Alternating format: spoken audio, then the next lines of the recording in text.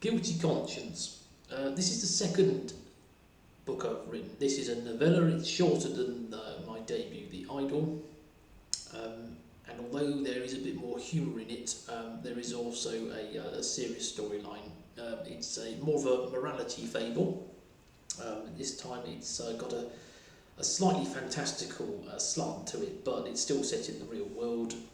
But instead of horror, this time it's definitely a case of something sort of psychological, where people's subconsciouses take over when they're asleep, and make them try to make up for the bad things that they feel their conscious sides are doing when they're awake.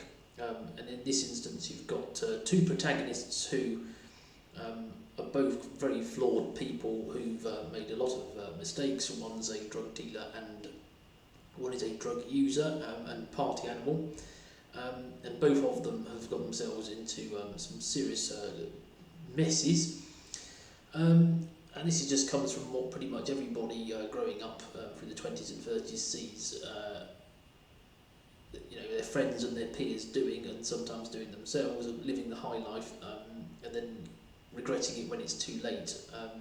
And in this instance, it's an interesting look at what would happen if we tried to stop the bad things from happening and then potentially make it worse. There's a little bit of a twist or turn later on in the book, which will hopefully, particularly the first time someone reads it, maybe catch some unawares. I wanted to try and bring out the sympathetic side of these characters, because I think most people we know, including ourselves, do have that capability to go off the rails, do bad things, and then what's the consequences?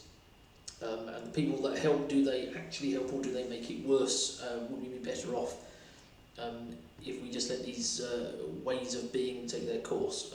So that is also available. I'll be interested from anyone who buys it what they think of it. I like to think it's a fairly fresh idea. I always try to come up with something that has not been done hundreds of times before, and if someone has thought of it, to put my own slant on it. So I look forward to hopefully buying it, and let me know what you think.